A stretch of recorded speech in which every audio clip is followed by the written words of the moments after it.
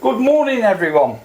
Those of you who live abroad, or UK citizens mainly, that live abroad and you can't get those little things that you like, for example this Paxo stuffing, okay, I have to get this sent over, or I have to drive into Vienna an hour where there's a shop that sells English goods and I can buy it there, but it's really expensive. This one has lemon in it. Fortunately somebody brought this over for me and this is the last packet I've got. So I decided to search and see what I can come up with. This is sage and onion and this is the one I like. I also like parsley and thyme stuffing. So I went round and look what I found. Dried onions, okay, so I got some dried onions. I got some thyme, it's called timian. I got some parsley, which is petersilly, all dried, and I got some sage also. I had to buy this from a chemist shop or an apotheker in Bratislava, but I got some. So I'm going to show you, I tried making this and it's exactly the same as the packet. So you need some of these are croutons, it's dried bread basically.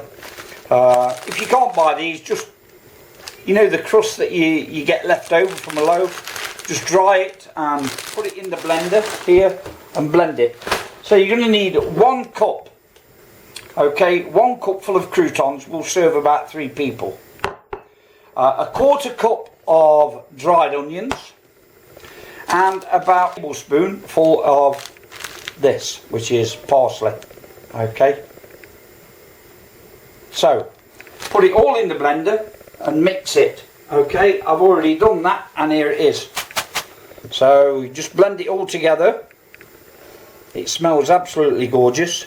And I'm going to make some now. So there, that's how you can make your own. It's really cheap and it tastes exactly the same as the packet stuff and it works really well. So, but you can play around with the ingredients. You can add a few more onions if you like onions, or more parsley if you like parsley, or more thyme, and or more sage, whichever one you want. But so I can make sage and onion stuffing or parsley and thyme.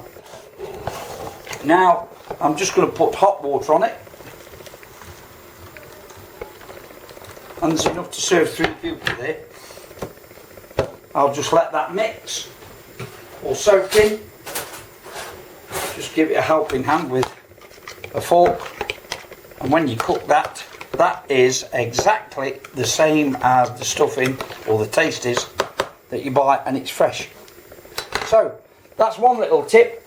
I will show you how to make Yorkshire puddings also, and there's a special way of doing that because you can't always get the flour that you need here. I live in Austria, I've been here 14 years. In the UK we have plain flour and we have self-raising flour. I don't know what the difference is here. They don't have plain flour, they don't have self-raising flour, or not that I know about. It's just regular flour, which I assume is plain flour. But I can make Yorkshire puddings too. It took me a long time to find out how to do that, and I'm going to show you how to do that next. So be with you soon. So with the Yorkshire puddings, this is what we're doing today. So I'm going to make the gravy. I'll show you how to make that. That's an oxo, which I can't buy here, but I can buy Bisto in the supermarket in Bratislava. But I prefer oxos when I can get them, so I normally get them sent over in big batches. Here they are. So that's a beef stock, and I've got quite a good supply up here. As you can see, a few boxes, and I use one at a time. If there's a few of us here, then I use two. And here I've got some cabbage cooking, and I generally use that juice from the cabbage in the making of the gravy. I'll just put maybe 3/4 of a spoonful of that in the gravy, and those spices and stuff just add to the flavour of the gravy and just helps to thicken it up a little bit. I'm going to be cooking that in a bit, but when I get there I just want to show you what I'm doing now. So there's the gravy ready. I will use the juice from that cabbage with the gravy, and then I'll add a thickener to it. So I'm just making some potatoes here. I'll just cook these together with these. Cut these in half, and these will go in the oven and they will be roast. And the other potatoes here, which is boiling away, are regular potatoes with the skins on. I will take the skins off when they're cooked.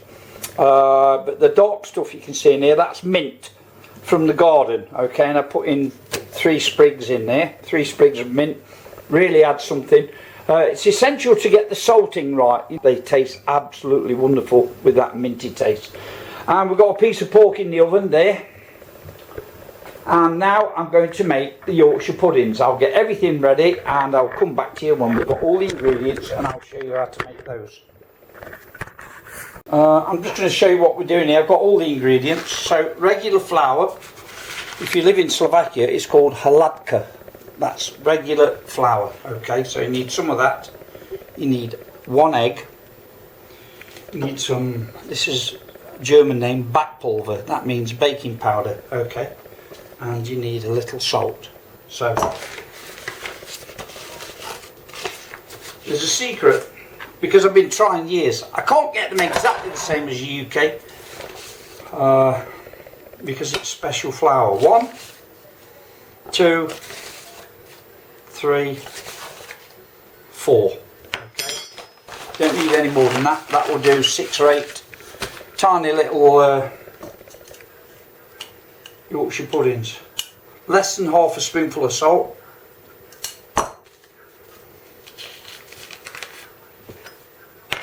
A tiny little bit of baking powder. Not much really. That much, look. Okay, can you see that? It's about a 1/4 spoon, maybe just over 1/3 of a spoon. You don't want any more than that. 1 egg.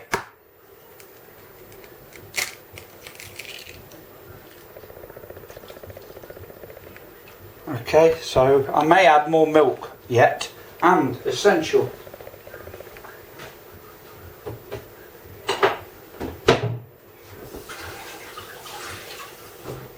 water. Okay. Now what you need is to make this mixture thin. The thinner you make it, well, that's not essentially true, but if it's thin, it rises better. I've never used this machine before, but it seems pretty good. Okay, let's have a look.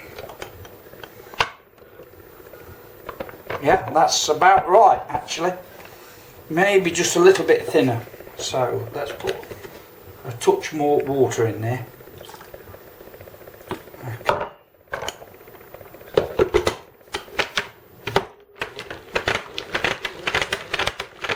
Now the secret is to get air in that mixture. The more air you get in it, the better it will rise. So we can leave it there for now. That's looking good. Leave that there for now, and when I put them in, I'll turn the camera on again and we'll see what they come out like. Okay, I'm just going to show you the next stage. This is only a small piece of pork I put in there, and I did these potatoes separately, and they're going to go in there, in with that pork fat, which I will cook the potatoes, gives them more flavour. and then any pork fat left over will also go in the gravy. So that's that. So there's 10 of those, and we'll move on to the Yorkshire pudding as soon as I put it in. Okay, so potatoes are done, and this is what we do with the potatoes, and they will taste absolutely delicious. Just a knob of butter in there, like so. Just give them that flavour with that mint. It will be absolutely delicious. Okay, so just let that melt, put that on one side. Now we're going to take out the roast potatoes and the meat. We didn't have a big joint, there's only 3 of us, so there's the roast potatoes and the meat. They're looking fine. Let me just go down on that for you. They're looking nice now, they're just done nicely. So I can move that out of the way. The gravy's on and the Yorkshire puddings are in. Okay, so the Yorkshire puddings are in, the stuffing's in there, and you'll see all this in a minute. When I bring the Yorkshire puddings out, you'll see how well they've risen. The last thing to come out the oven, we can now turn that off.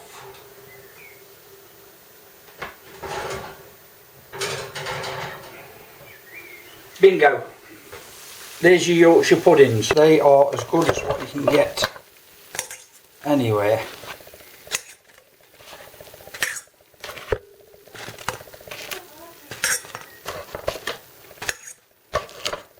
There we go, a bunch of Yorkshire puddings, 3 stuffings, so that's it. Okay, there it is, that's dinner with gravy. And just one more thing to put on it, and that's this mint sauce, which I can get here. Enjoy.